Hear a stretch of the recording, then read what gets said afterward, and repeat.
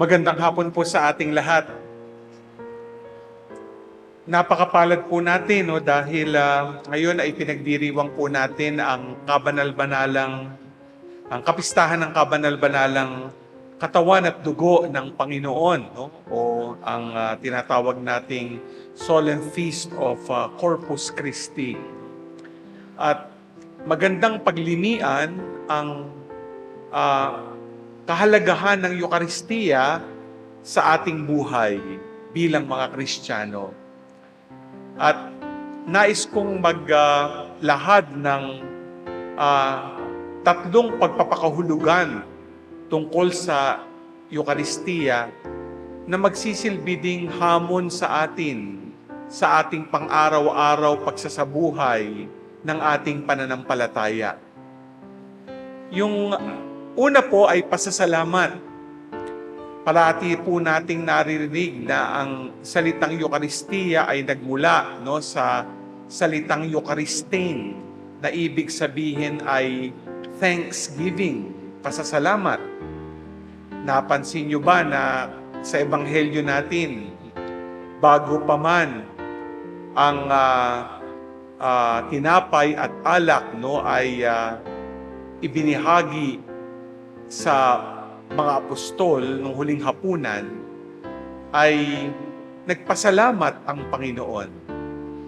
Kaya magandang tingnan din sa unang pagbasa na si Moises at ang mga Israelita, sa pagpapatibay nila ng kasunduan sa Diyos, yung tinatawag na covenant, ay kanilang pagpapahayag ng pasasalamat sa kagandahang loob ng Diyos, sa kabutihan ng Diyos, sa pagliligtas ng Diyos sa kanila mula sa Ehipto.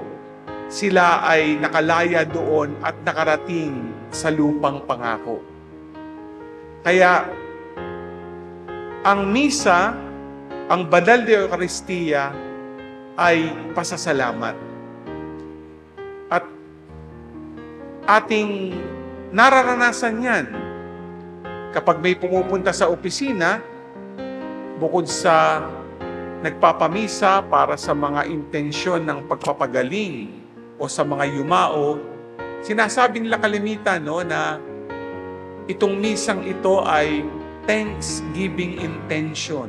Yung iba nga, pasasalamat dahil maaaring nakapasa sa isang board exam, maganda, nakarating ng maluwalhati, na maayos sa kanilang paglalakbay, o kaya nagkaroon ng magandang resulta, yung kapanganakan ng isang ina.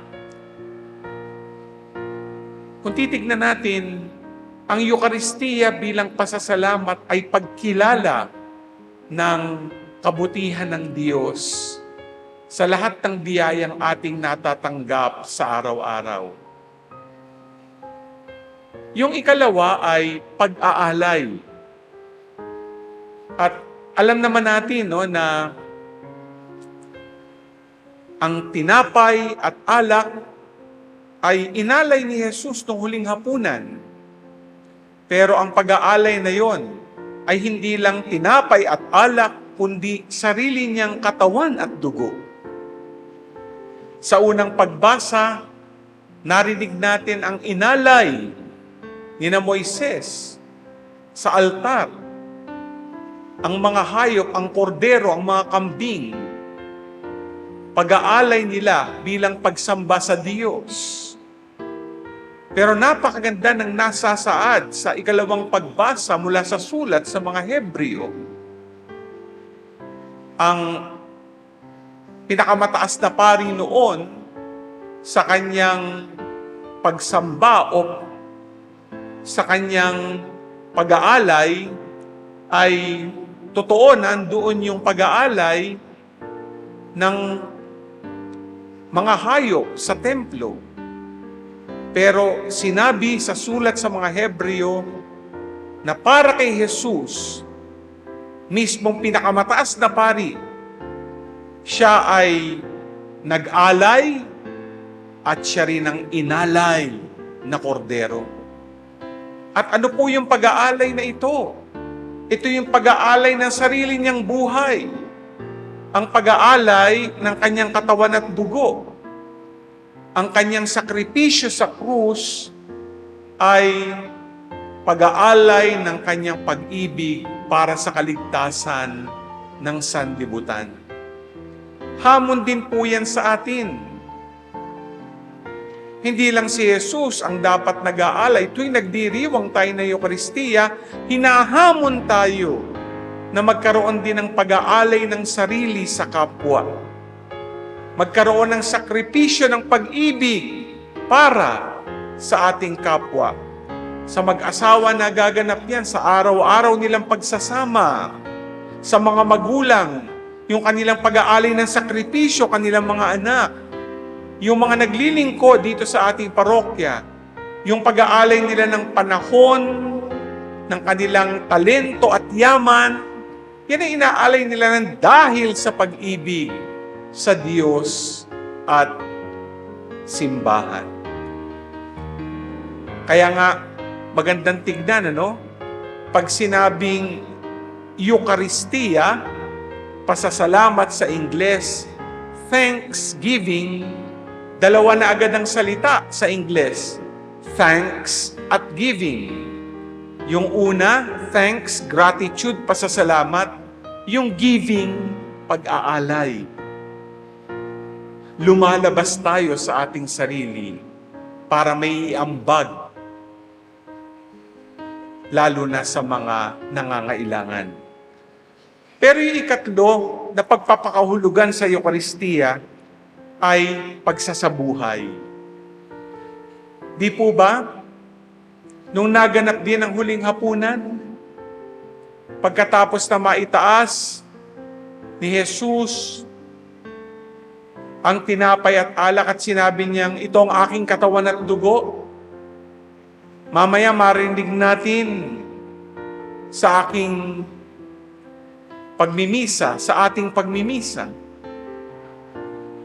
Sasabihin, gawin ninyo ito bilang pag-alala sa akin. Do this in memory of me. Kaya may paggawa, may pagsasabuhay. Ang ganda na sinabi ni Saint Augustine tungkol dito. Sabi niya, receive what you are and become what you receive. Be flesh and blood given to the world. Magandang pangungusap kung aking lalagumin, sabi nga po, you should be what you eat. Di ba? May kasabihan nga, you are what you eat. Kaya kung mahilig ka sa lechon, you are what you eat. No? Nabahilig yung kainin, no? Hipon, baboy, baka, no? Kayo na nakakaalam yan. Kapag nagdiriwang po tayo ng Eucharistia, you should be whom you eat. Tinanggap natin si Jesus sa banal na komunyon, dapat tayo magiging Eucharistia.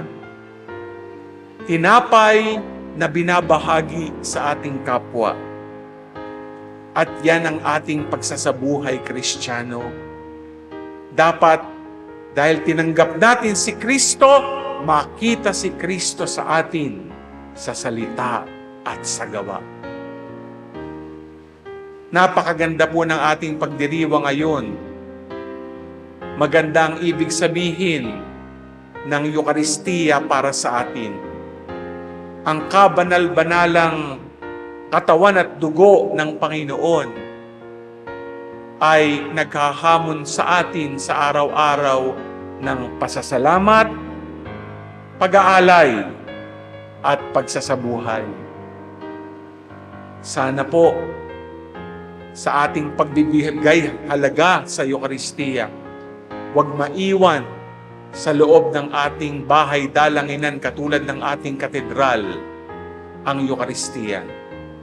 Naway ang Eucharistia ay makita sa ating pang-araw-araw na buhay, sa ating sarili, makita si Jesus na Eucharistia sa atin. Amen.